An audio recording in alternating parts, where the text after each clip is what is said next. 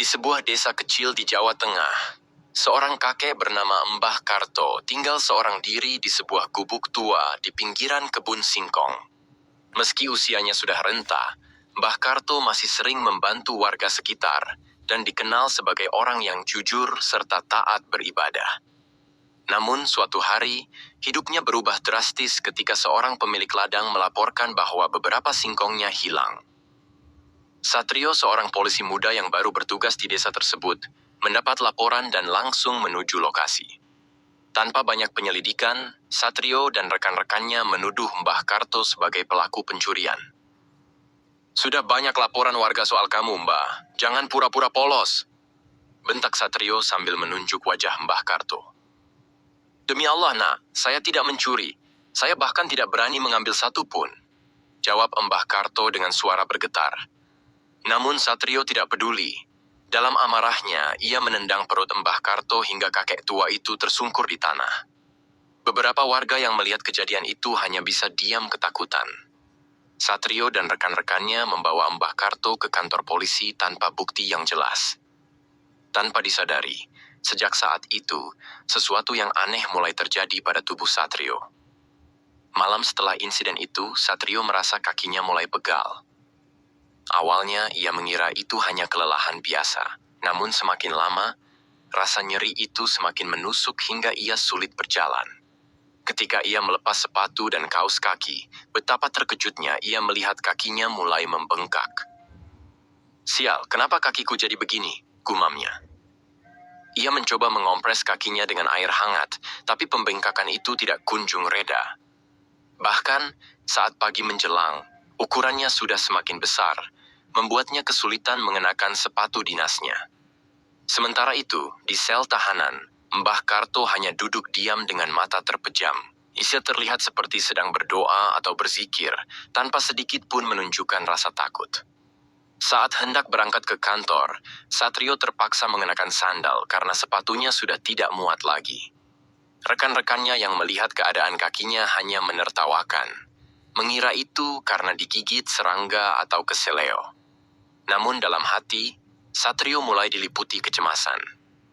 Hari itu, Satrio berusaha menjalankan tugasnya seperti biasa, tetapi kakinya semakin berat dan nyeri.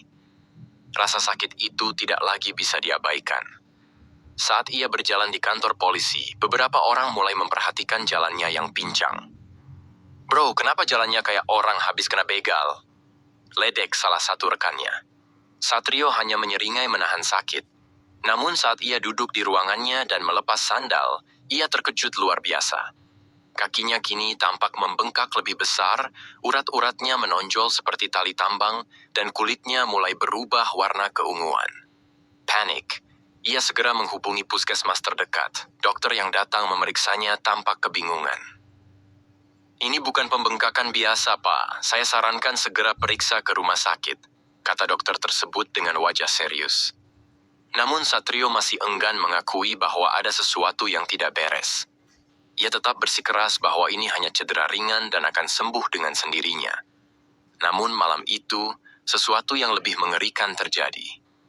Satrio akhirnya dibawa ke puskesmas karena kakinya semakin membesar hingga menyerupai galon air. Beberapa rekannya membantu menggotongnya ke dalam mobil patroli.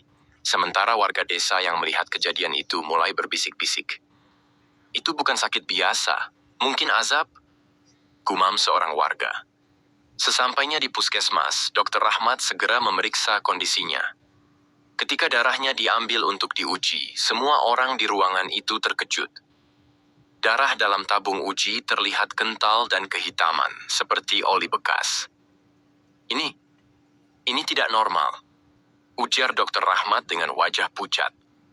Satrio mulai menggigil, bukan hanya karena rasa sakit, tetapi juga ketakutan. Ruangan tiba-tiba terasa lebih dingin dari biasanya. Lampu puskesmas berkedip-kedip, dan dari luar jendela, seorang pasien tua tiba-tiba berteriak. "Ada bayangan hitam di luar, itu bukan manusia!" teriaknya sambil menunjuk ke jendela. Suasana menjadi mencekam. Dr. Rahmat dan perawat Yuni saling berpandangan. Mereka tahu bahwa malam ini akan menjadi malam yang panjang. Di dalam ruang pemeriksaan puskesmas, Dokter Rahmat menatap hasil tes darah Satrio dengan ekspresi tak percaya. Cairan merah yang seharusnya tampak segar kini berwarna kehitaman pekat. Lebih mirip oli bekas daripada darah manusia. Sang dokter mengernyit, menatap perawat Yuni yang berdiri di sampingnya dengan wajah tegang. Ini tidak wajar, darahnya terlalu kental, dan warnanya aneh. Gumam Dokter Rahmat. Satrio duduk di ranjang pemeriksaan, tubuhnya berkeringat deras. Rasa nyeri di kakinya semakin menjadi, membuatnya ingin berteriak. Namun gengsi sebagai polisi membuatnya menahan rasa sakit itu sekuat tenaga. Kakinya kini tampak semakin besar, seperti balon yang terus mengembang. Sepatunya sudah tak lagi muat dan tergeletak di lantai. "Dok, tolong saya, ini sakit sekali," rintis Satrio dengan suara lemah. Dokter Rahmat menarik napas panjang, lalu menginstruksikan perawat Yuni untuk segera memanggil dokter spesialis di rumah sakit kota. Ia sadar bahwa kondisi Satrio bukan sesuatu yang bisa ditangani di puskesmas kecil ini. Namun, sebelum Yuni sempat keluar ruangan, tiba-tiba listrik di puskesmas berkedip-kedip. Suasana menjadi mencekam. Angin dingin entah dari mana tiba-tiba berembus masuk melalui jendela yang terbuka sedikit. Ruangan pemeriksaan yang tadinya terasa biasa kini seperti diliputi aura gelap. Satrio mulai menggigil.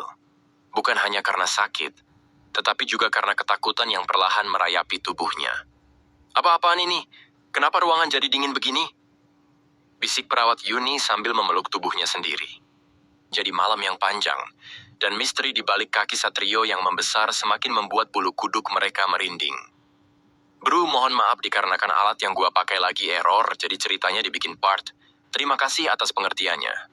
"Ubur-ubur ikan lele, kalau nggak subscribe batal puasanya, le."